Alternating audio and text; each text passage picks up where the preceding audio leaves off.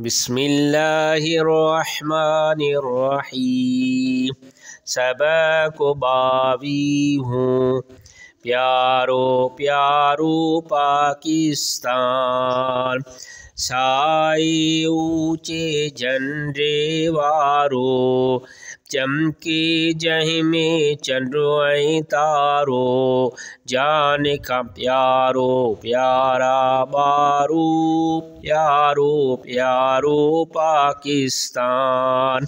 मुल्कन में आमान उनय जो सबका ऊँचो शान उनय जो।